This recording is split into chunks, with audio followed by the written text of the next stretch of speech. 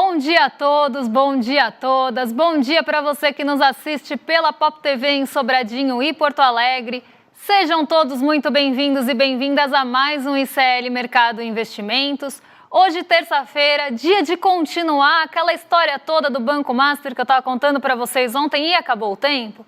Então hoje eu vou começar por isso para terminar de contar tudo para vocês e vocês entenderem de fato o que está acontecendo. Eu vi alguns comentários com dúvidas também, então vou falar de tudo isso para vocês com bastante calma hoje, porque ontem eu tive que correr. Mas a gente vai falar também do Armínio Fraga, né? Que eu falei que ele falou Boston em Boston ontem, mas não contei o que ele falou de Boston. Então hoje eu vou contar porque vai dar tempo, e se ainda der tempo, para eu não atrasar o rolê ICL, que eu vou ter compromisso aqui com o horário, eu vou também falar do relatório Focus. Mas antes eu quero lembrar vocês, a gente ainda está longe da meta, faltam umas 300 inscrições, a gente tem aqui o quê? Umas 10 mil pessoas assistindo a gente?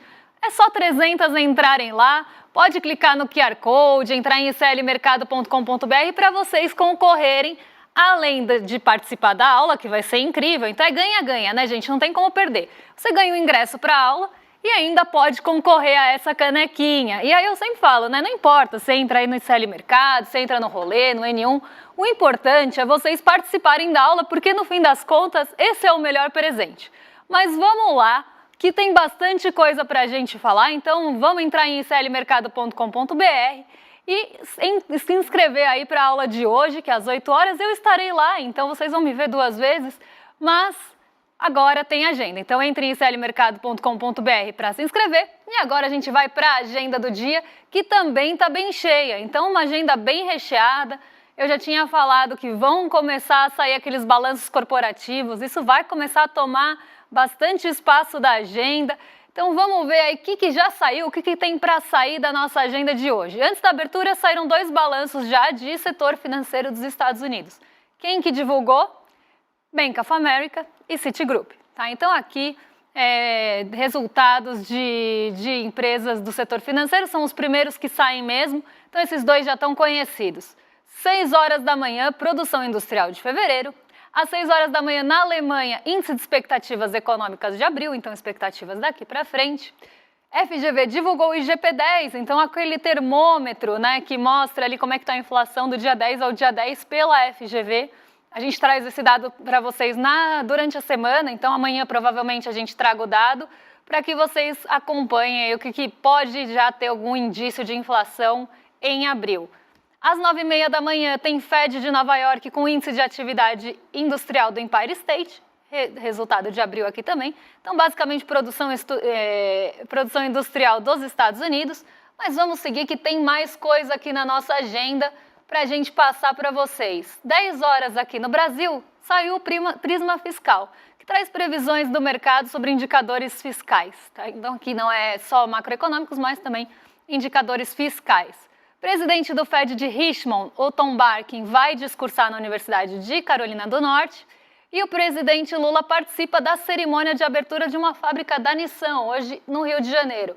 Às 8h10, a Lisa Cook, que discursa, então tem aí o discurso da Lisa Cook em um evento em Washington, né, um evento de ex-alunos aí. Então, sempre falo aqui, tá? Falou dirigente do Fed, vamos falar de Banco Central dos Estados Unidos, algum dirigente, algum presidente, algum diretor, ele vai falar o que se busca? Vai buscar sinal de política monetária. Então está todo mundo de olho aí para ver o que vai ser falado em relação à política monetária, juros e inflação nos Estados Unidos. É isso que está todo mundo tentando pescar o sinal. Mas tem mais coisa na nossa agenda, porque no fim do dia tem dado importante na China saindo. A China, quando divulga dado de PIB, produção industrial, vendas no varejo, investimento em ativos fixos, sai um compiladão ali de dados da China no mesmo dia. E isso é importante porque mexe muito com o humor do mercado no dia seguinte, até no nosso mercado mais ainda, porque somos aí países exportadores de commodities, os países emergentes exportadores de commodities têm mais sensibilidade a esse tipo de dado, porque a gente exporta commodity e a China importa muita commodity. Então, o ritmo da economia da China é muito importante por conta disso. Ainda tem o relatório de produção e vendas da Vale, mas só depois do fechamento, e balanço da United Airlines também depois do fechamento. Hoje a B3 divulga o rebalanceamento também da carteira teórica do Ibovespa. Então, o Ibovespa ele sofre ali algumas mudanças, né, algumas modificações ao longo do tempo, os pesos são equilibrados e hoje é o dia que isso acontece, então a gente vai ter mudança no peso no Ibovespa e vamos conhecer ao longo do dia. Agora, antes de eu entrar na treta do Armínio Fraga, antes de eu trazer todo o assunto do Master, eu vou chamar o Diego para dar bom dia aqui, que ele está lá na redação, e ele já está pronto para contar para a gente o que aconteceu com as bolsas ontem, qual foi o movimento direcional. Então, Diego, conta para a gente. Bom dia para você, como você está? Bom dia, Débora. Bom dia para toda a nossa audiência. Bom dia aqui específicos para a MH Schweitzer, que está atenta ao novo capítulo da nossa novíssima novela, que é a respeito do Banco Master. Bom dia para a Janir Lúcia, bom dia para o Jackson Júnior, bom dia para a Tina Tavares, bom dia para o Décio Marques, diretamente de Vitória. Enfim, bom dia para todo mundo. Olha só, Débora. A notícia de que os Estados Unidos resolveram dar uma trégua nas tarifas sobre eletrônicos deu uma animada legal no mercado nessa segundona. Foi aquele respiro que os mercados estavam pedindo. O Ibovespa, o nosso queridinho aqui no Brasil, avançou e fechou com alta de 1,39%, batendo os 129.453 pontos. Subiu bonito, e o melhor foi aquela alta generalizada, quase todo mundo ganhando. Lá fora, os gringos também ficaram muito felizes. O Dow Jones subiu 0,78%, o S&P 500 ficou logo atrás com 0,79%, logo na frente, e o Nasdaq entrou na festa com alta de 0,64%. Já o dólar resolveu dar uma recuada de leve, nada muito grande. Já é a quinta vez seguida que ele cai frente às principais moedas globais. Débora? Ontem o movimento foi otimista, viu, Diego? Todo mundo no positivo, todo mundo no azul aí. E aqui na nossa bolsa não foi diferente. As ações elas subiram praticamente em bloco, foi alta generalizada mesmo. A gente tem 87 papéis no nosso índice, só 11 ficaram no terreno negativo, um ficou estável, então nem subiu e nem caiu, e 87 ficaram ali.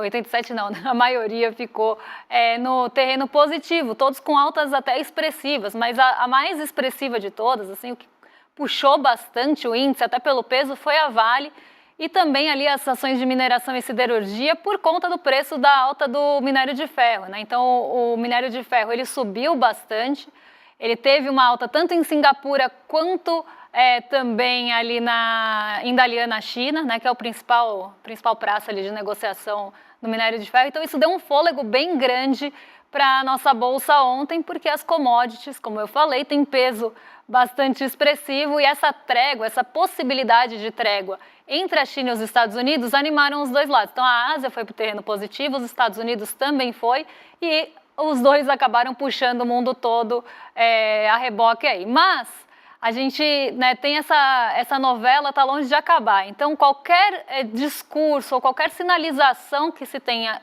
contra essa negociação ou que traga ali, vá na contramão disso, acaba trazendo, azedando o humor.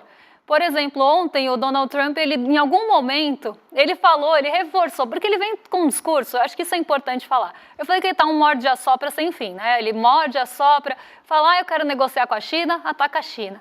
Fala, não, vou sentar para negociar, isso está cada vez mais perto de acontecer.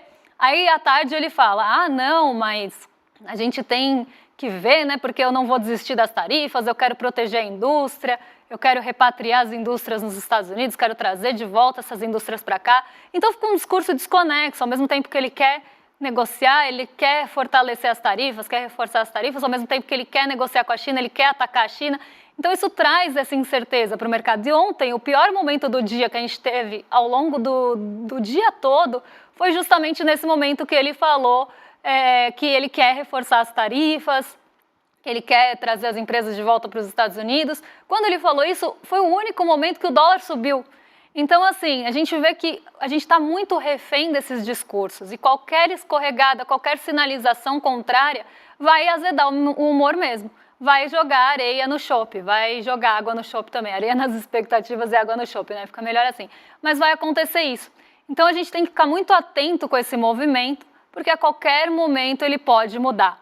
Então o otimismo está vigorando agora, mas ele pode não durar, né, até o fim do dia. E isso é muito importante da gente saber, e por isso que está tão instável, por isso que está tão incerto. Mas vamos retomar aquele assunto de ontem do Banco Master, porque esse assunto toma tempo e eu preciso de um tempo maior para explicar. Ontem eu não consegui, Então eu vou retomar só alguns pontinhos aqui sobre o Master e o BRB, a compra de um pelo outro, só para a gente voltar aqui e lembrar o que a gente estava falando. Então eu contei para vocês que o Master começou com políticas muito agressivas de captação. O que é captação? Quando você deixa seu dinheiro num banco, você está emprestando esse dinheiro para o banco. O banco pega o seu dinheiro e trabalha, empresta para outras pessoas esse dinheiro. Ele trabalha em cima desse dinheiro. Só que ele precisa que esse dinheiro entre. Isso que a gente chama de captação. Os bancos grandes, que eu falei ontem, os bancões, eles têm mais facilidade de captação. Por quê? Ele tem a folha de pagamento das pessoas no banco. As pessoas movimentam mais aquele banco normalmente por conhecimento, por facilidade, por ser um banco maior, por ter muita rede de agência, enfim, pelo motivo que pode, depende de pessoa para pessoa e de banco para banco. Pode ser porque ele é mais forte em crédito para o agro, pode ser porque ele é mais forte em crédito para setor imobiliário, pode ser porque ele tem muita folha de pagamento lá, então o salário das pessoas já entra ali e facilita para que ela permaneça naquele banco. Então a gente tem uma série de motivos que acabam deixando os bancos grandes mais fáceis, né, ou mais com essa facilidade de captação mesmo. Então eles já têm o fluxo quase natural ali do dinheiro entrando, eles só precisam trabalhar para que ele fique lá, para ele poder emprestar esse dinheiro para outras pessoas e ganhar com isso. Tá? Então, quando a gente fala de captação, é disso que a gente está falando. Um banco como o Master, que é menor do que esses bancões, ele vai ter mais dificuldade de conseguir que as pessoas deixem o dinheiro com ele. E por que ele começou a subir tanto, né, as taxas ofertadas? Justamente para competir e para ter mais atratividade. Então, o que o Master falava? Olha, deixa seu dinheiro aqui comigo, eu vou te pagar 160% do CDI, então 60% a mais do CDI que o bancão vai te pagar. Você deixa o dinheiro aqui comigo por um período, 1 ano, 2 anos, depois no final do período eu te devolvo esse dinheiro rentabilizado por 160% do CDI. O que é o CDI? É o índice que acaba refletindo a Selic. Se a Selic sobe, o CDI também sobe, eles andam juntinhos ali, tá? Então, eles vão sempre andar juntos. Se você está ganhando 160% desse CDI e ele acompanha a Selic, conforme a Selic for subindo, o CDI está subindo junto. E o que está acontecendo com a dívida do Master? Também está subindo junto porque ela está atrelada a esse CDI. Então, 160% do CDI, gente, é bastante coisa, principalmente no momento que a gente tem expectativa de alta dos nossos juros, porque essa dívida vai ficando mais cara. Começa assim, tá? Então, o Banco Master começou tentando capturar esse dinheiro das pessoas, captar esse dinheiro para poder emprestar para outros negócios, com uma taxa bem agressiva, bem acima da ofertada no mercado. Tanto essas em relação ao CDI, como também as pré-fixadas que chegaram a bater perto dos 20%. Então era um banco muito agressivo na captação e no marketing ali, para tentar realmente puxar esse recurso para ele. Só que o que aconteceu? A dívida dele começou a ficar cada vez mais cara, e essas dívidas vencem. Dá um momento que o CDI, que o CDB vence, ele precisa devolver o dinheiro para a pessoa com a rentabilidade que ele prometeu, que ele acordou lá no momento da compra. Então a pessoa deixou o dinheiro acreditando que ela ia ganhar 160% do CDI, ele precisa devolver esse dinheiro e cumprir isso. E essas dívidas, quando vencem, o banco precisa ter caixa para pagar. Aí é que começa o problema do descasamento do Master, o problema 1 do descasamento do Master. Essas dívidas começaram a vencer, e ele começou a ter que pagar, né? Então pagar ali as dívidas, e o caixa começou a ficar um pouco apertado, porque boa parte do patrimônio do Master não está em ativos líquidos. O que é um ativo líquido? É um ativo que você tem ali o papel, e se você consegue transformar ele em dinheiro rápido, dinheiro mesmo, bufunfa, ele vai ser líquido. Se você tem um ativo que você não consegue transformar rapidamente, em um dia ali, no máximo ou no mesmo dia, em dinheiro, aquele ativo não é líquido. E o grande problema do Master é esse. Ele tem muita dívida para pagar e não tem tantos ativos líquidos assim. Só para vocês verem aqui, eu até separei um número, só para passar aqui para vocês. No primeiro semestre de 2026, os CDBs que vencem do Master totalizam 7,6 bilhões. Só que ele só tem 3,7 em caixa ou ativos líquidos para pagar essas dívidas que estão vencendo.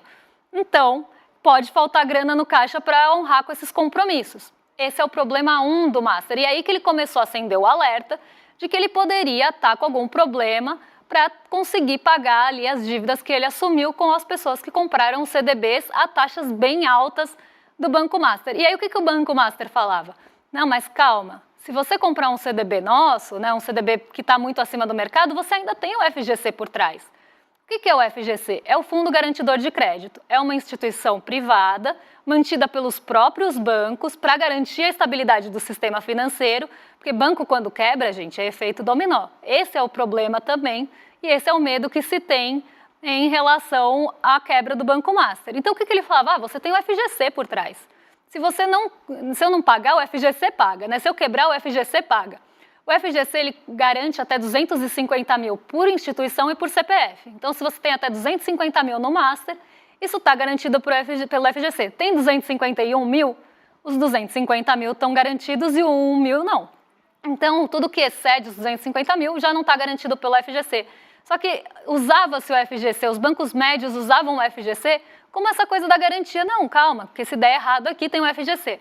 E os bancos grandes, que também mantêm, todo mundo mantém o FGC, e os bancos grandes mais ainda, porque tudo que se capta no mercado financeiro, nesse sistema financeiro bancário, uma parte vai para garantir o FGC, então vai para esse fundo para garantir a estabilidade do sistema. Os bancos grandes começaram a ficar incomodados, porque, eles estão aqui para competir com a gente, estão colocando uma taxa maior para competir, para pegar o dinheiro aqui, tirar da gente e levar para lá.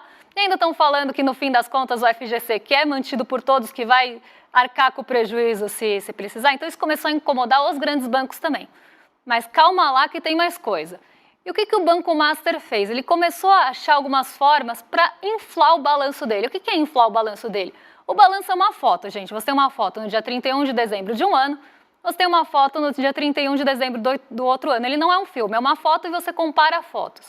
E isso vai mostrar quanto você tem ali de ativos, quanto você tem de dívida, o que você tem ali dentro do seu patrimônio. É que nem a gente. Então vai mostrar o que tem dentro do seu patrimônio. E o Master usou algumas formas criativas de mostrar que tinha um patrimônio talvez maior do que ele realmente tinha. Então ele comprou o Voiter Indusval, que era um outro banco, com desconto. Na hora que ele pôs no balanço, ele fez uma evolução ali, uma equivalência patrimonial. Ele pagou, vamos pensar num carro, que foi o exemplo que eu dei ontem. Você pagou 30 mil no carro, mas ele vale 50, você joga lá que você tem 50 mil daquele carro e não 30, que foi o que você pagou. Então você ganhou aí 20 mil de aumento nesse patrimônio, certo? O Banco Master fez isso, ele comprou o Voiter por um preço, por desconto, e na hora que ele foi colocar isso no patrimônio, ele inflou para o valor que realmente valeria e não pelo desconto, né, e pelo preço que ele comprou. Outra coisa, ele tem muito precatório. O que é precatório, gente? Precatório é dinheiro a receber. Se você tem um dinheiro a receber, você não sabe quando você vai receber. Mas você tem ali um dinheiro a receber. Eu tenho 100 mil para receber do governo, de algum processo ali. Então tem um precatório, um direito de receber. O Banco Master, ele compra precatórios das pessoas. Então o banco chegava para a pessoa, ou os bancos que fazem isso fazem exatamente desse jeito. Débora, você tem 100 mil para receber? Mas você não sabe quanto você vai receber, mas você precisa do dinheiro hoje, né? Você não precisa do dinheiro daqui a 10 anos.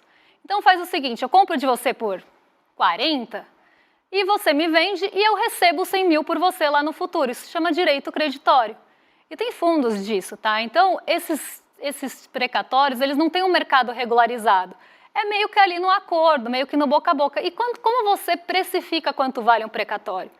Aí que começa também a coisa, porque se você não tinha expectativa de receber, aquilo vale menos. Mas a partir do momento que você começa a ter expectativa de receber, passa a valer mais. Esse é um ponto. Só que também não tem nada que padronize o preço do precatório.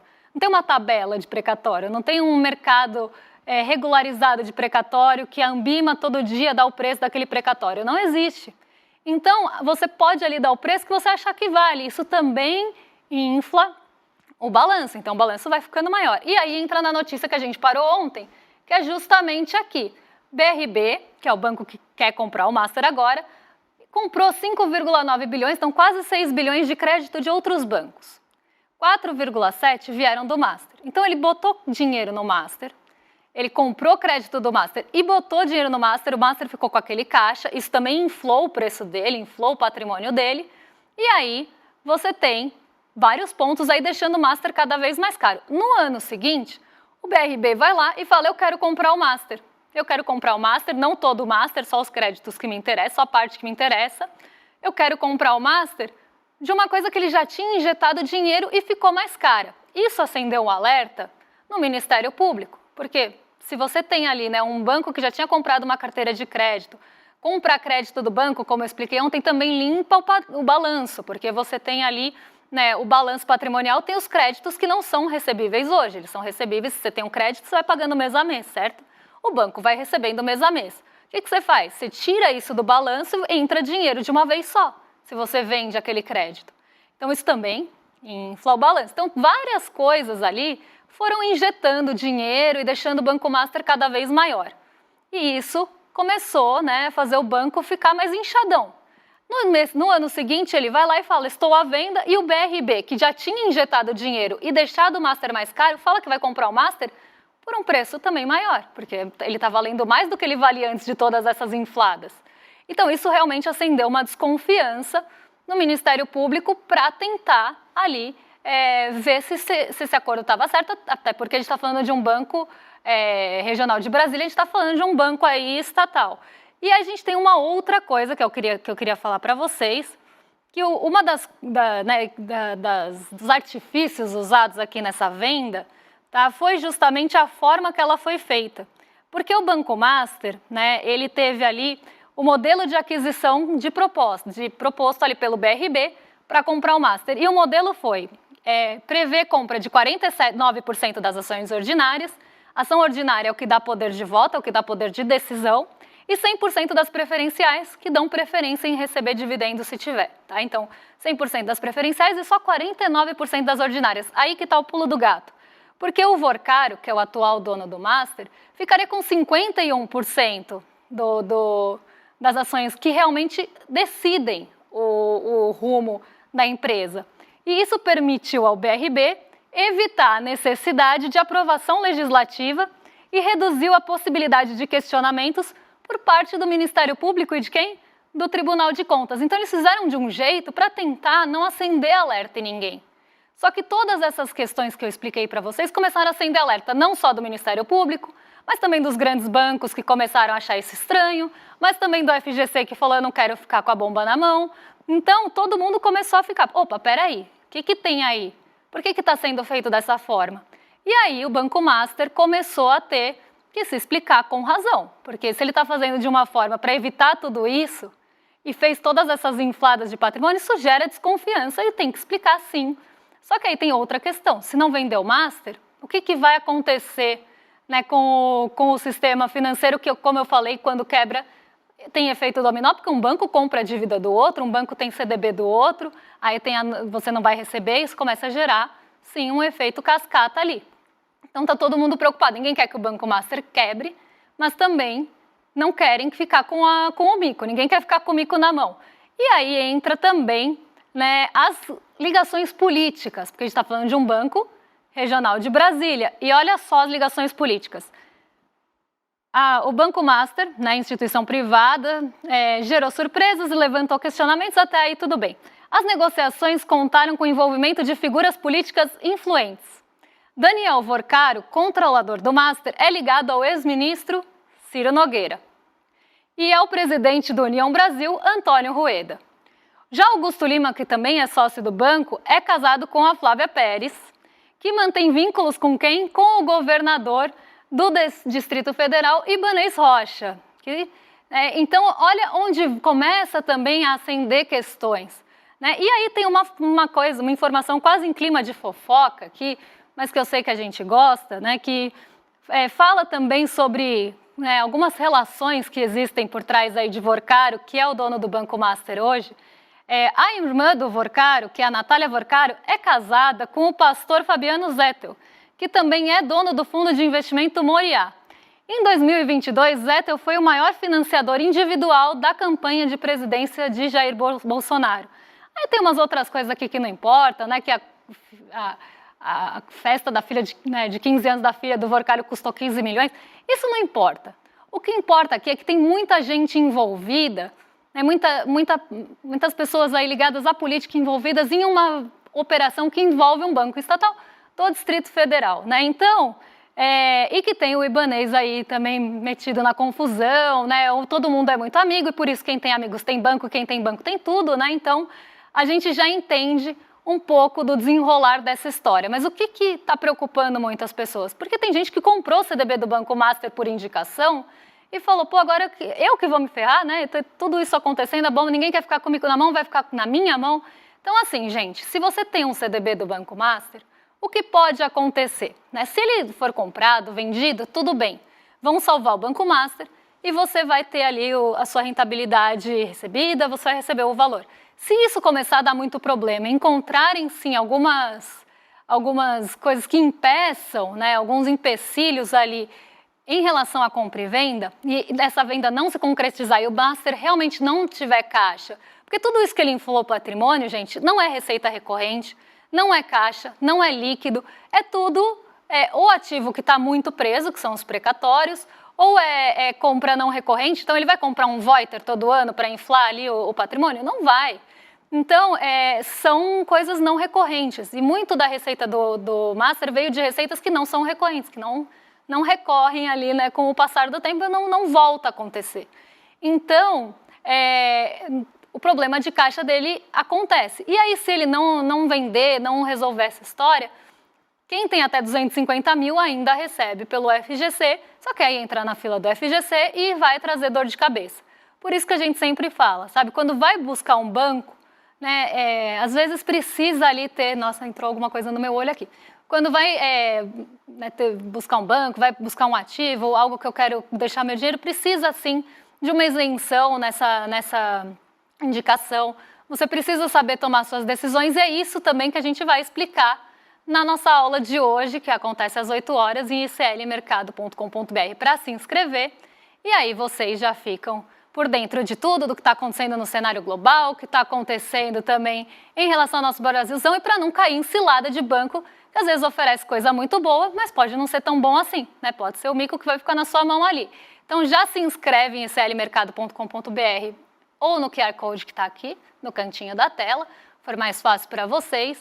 E a gente se encontra hoje às 8 horas da noite, 15 de abril, né? Então hoje, 8 horas da noite. Gente, eu tô assim de saúde e são só 11h30, né? E hoje o dia vai ser bem longo.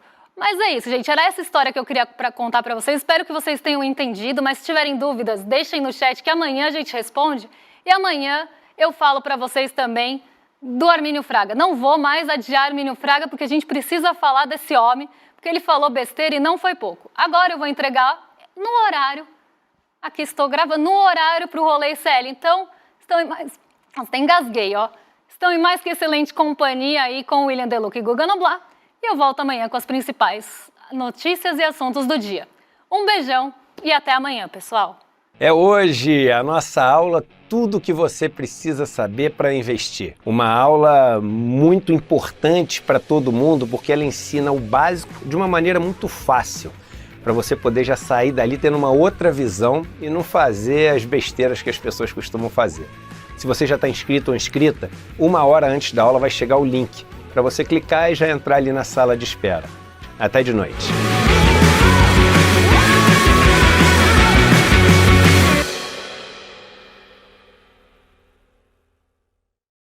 O objetivo é limpar a cena do crime para a macharada. E o trabalho deles era assassinar reputações. Essa filosofia aí do homem da vida, esse energúmeno aí.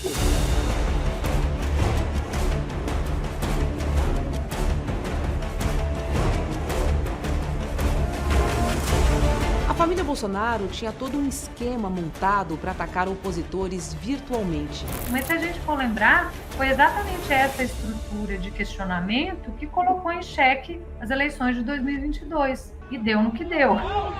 Para quem ainda não entendeu, isto é uma guerra de narrativas. E nos campos de batalha, as máquinas de moer reputações estão sempre à espreita.